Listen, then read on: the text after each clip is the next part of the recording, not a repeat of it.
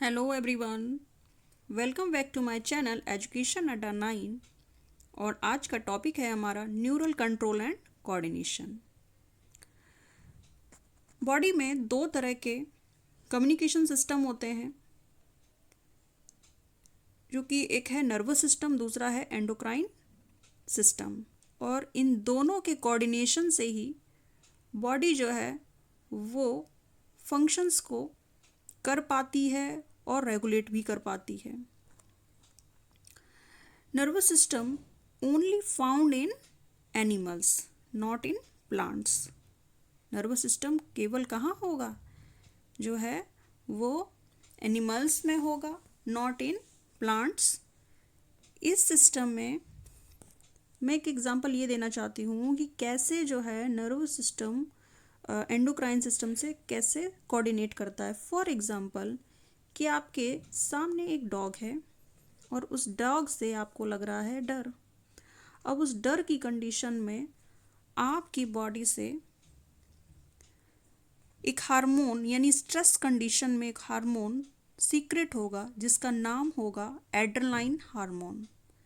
इस adrenaline hormone के कारण क्या होगा कि आपकी हार्ट बीट बढ़ेगी, ब्रीथ रेट बढ़ेगा एंड ब्लड फ्लो भी इंक्रीज होगा, जिसके कारण आपकी बॉडी में लॉट्स ऑफ एनर्जी जनरेट होगी। और ये जो काम है बहुत ही कम समय में होता है। लॉट्स ऑफ एनर्जी के साथ ही आप क्या करेंगे, आप वहाँ से भाग जाएंगे। ठीक है, उस डॉग से आपको ये आइडिया दे दिया उस हार्मोन ने, मतलब इतनी शक्ति दे दी कि आप वहाँ से भाग जाओ। ठीक है, तो ये इस तरह से कोऑर्डिनेट करता है। चलिए आगे चलते हैं, इसमें न्यूरल सिस्टम को देखते हैं। न्यूरल सिस्टम जो है इसकी बेसिक यूनिट होती हैं न्यूरॉन्स, जो कि इंफॉर्मेशन को डिटेक्ट करेंगी, रिसीव करेंगी एंड ट्रांसमिट करेंगी सीएनएस तक। ठीक है, सीएनएस में हमारा स्पाइनल कॉर्ड एंड ब्रेन आता है। यहाँ पर दो तरह की सेल्स होती हैं नर्वस सिस्टम में ही, एक होती हैं न्यूरॉन्स, दूसरी होती हैं ग्लाइयल सेल्स। ठीक है, न्यूरॉन्स जो होती हैं वो as a workhorse of nervous system work करती हैं, जबकि जो ग्लाइयल सेल्स होती हैं वो क्या करती हैं कि इन न्यूरॉन्स को जो है वो नरिश करेंगी एंड जो वेस्ट प्रोडक्ट है उसको रिमूव करेंगी। नर्वस सिस्टम हमारा ओरिजिनेट होता है एक्टोडर्म से। एक्टोडर्म ओरिजिनेट होता है। अगला है हमारा ह्यूमन न्यूरल सिस्टम कैसे क्लासिफाइड है, इसको देखेंगे हम। तो नर्वस सिस्टम के दो पार्ट होते हैं। एक होता है सेंट्रल नर्वस सिस्टम, जिसको सीएनएस बोलते हैं। दूसरा होता है पेरिफेरल नर्वस सिस्टम, जिसको पीएनएस बोलते हैं। सेंट्रल नर्वस सिस्टम के दो पार्ट होते हैं, ब्रेन एंड स्पाइनल कॉर्ड। कह सकते हैं कि सेंट्रल नर्वस सिस्टम वो साइट है जहाँ पर इंफॉर्मेशन की प्रोसेसिंग एंड कंट्रोल होगा। ठीक है, जबकि पेरिफेरल नर्वस सिस्टम के दो पार्ट होते हैं, afferent fibre and efferent fibre. Afferent fibre sensory होते हैं, जबकि इफरेंट फाइबर मोटर होते हैं। सेंसरी का मतलब है कि जब भी इम्पल्स का या जो भी इंफॉर्मेशन का जो ट्रांसफ़र है या जो ट्रांसमिशन है वो कहाँ से होगा, यानी टिश्यू टू सीएनएस होगा। टिश्यू टू सीएनएस होगा, सीएनएस मतलब ब्रेन की तरफ होगा। जबकि इफरेंट फाइबर यानी जिसको मोटर बोल रहे हैं, इसमें इंफॉर्मेशन का जो ट्रांसमिशन है वो होगा सीएनएस टू टिश्यू। ठीक है, यहाँ पर इफरेंट फाइबर फिर से दो पार्ट्स में डिवाइडेड हैं, autonomic nervous system, somatic nervous system. Autonomous nervous system हमारे बॉडी को इनवॉलेंट्री फंक्शन से एसोसिएटेड होता है। इनवॉलेंट्री फंक्शन के अकॉर्डिंग इसमें for example heart muscle and smooth muscles of intestinal tract. Heart muscle involuntary control, यानी कि हमारा कोई भी इस एक्टिविटी पर कंट्रोल नहीं होता। अगर हार्ट बीट होगी तो हम उसे रोक नहीं सकते हैं, वो अपनी इच्छा से धड़केगी। दूसरी तरफ है सोमैटिक नर्वस सिस्टम, ये वॉलेंट्री कंट्रोल में आता है। जैसे कि मूवमेंट ऑफ बॉडी, बॉडी का जो मूवमेंट है वो हमारी इच्छा पर डिपेंड करता है। जैसे कि हमें अब चलना है या अब हमें रुकना है, तो ये हमारा क्या है, हमारी इच्छा पर डिपेंड करता है। आगे देखते हैं। अगेन एएनएस यानी ऑटोनॉमिक नर्वस सिस्टम 2 पार्ट्स में डिवाइडेड होता है। पहला है सिंपैथिक नर्वस सिस्टम एंड दूसरा है parasympathetic nervous system. Sympathetic nervous system में ये असलरेट करता है heart, increase the heart rate in response of epinephrine hormone, जिसको एड्रेनालाइन हार्मोन भी बोलते हैं, जो क्या करता है, हार्ट बीट को बढ़ा देता है।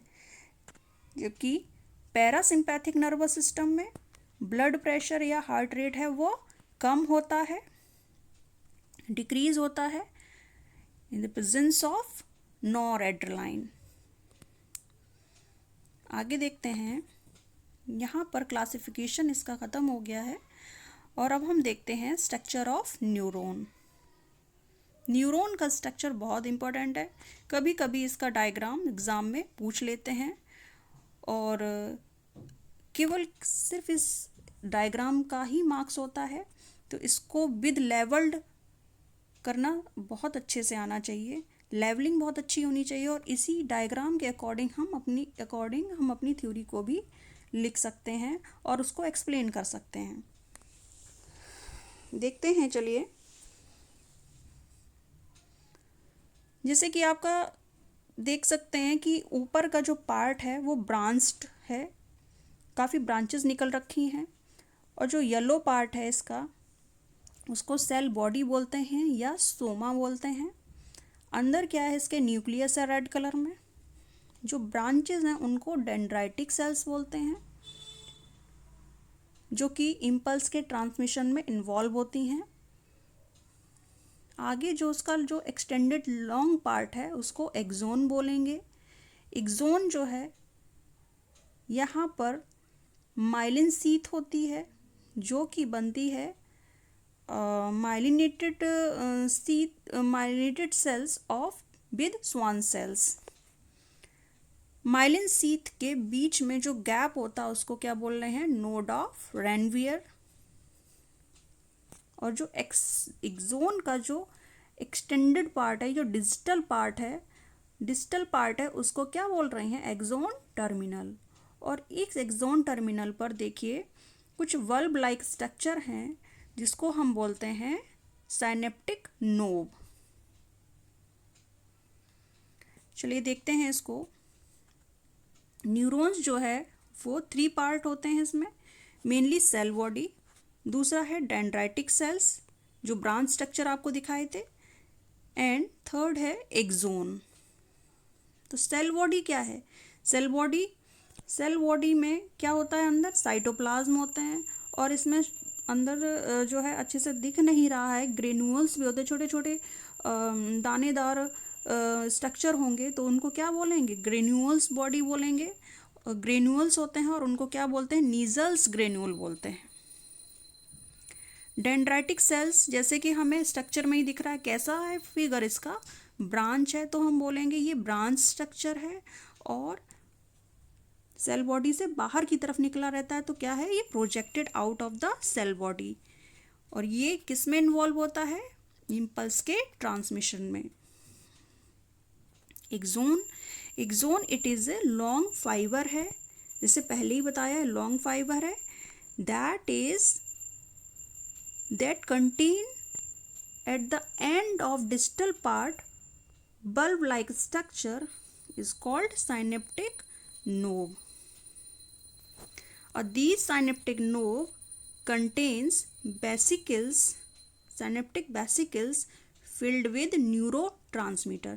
न्यूरोट्रांसमीटर एक तरह के केमिकल सब्सटेंस होते हैं जो कि मे बी एक्साइटेटरी और इनिबिटरी हो सकते हैं। न्यूरॉन्स आर 3 टाइप, न्यूरॉन्स तीन तरह से हो सकते हैं, multipolar, bipolar and unipolar. Multipolar जो होते हैं वो होते हैं आपके सेरिब्रल कॉर्टेक्स में मिलेंगे, जबकि बाइपोलर होते हैं वो रेटिना ऑफ आई में, और यूनिपोलर जो है आपका एम्ब्रियोनिक स्टेज में होगा। एक्सोन यहाँ पर दो तरह से हो सकती है, माइलिनेटेड और non myelinated with Schwann sales.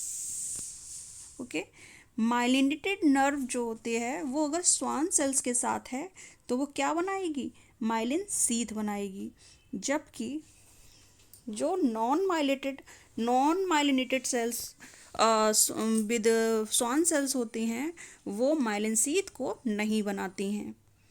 तो ये एक डिफरेंस है। नॉन माइलिनेटेड स्वान सेल्स जो होती हैं वो प्रेजेंट होती हैं कहाँ, सिंपैथिक नर्व सिस्टम, जो कि पार्ट है किसका, एएनएस का।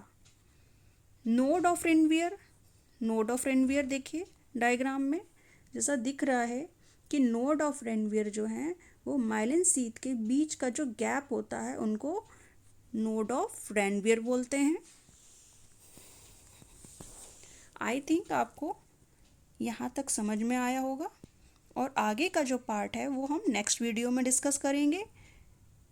Please do like, share and comment and subscribe, और हमारे आने वाले वीडियोस के लिए सब्सक्राइब करें।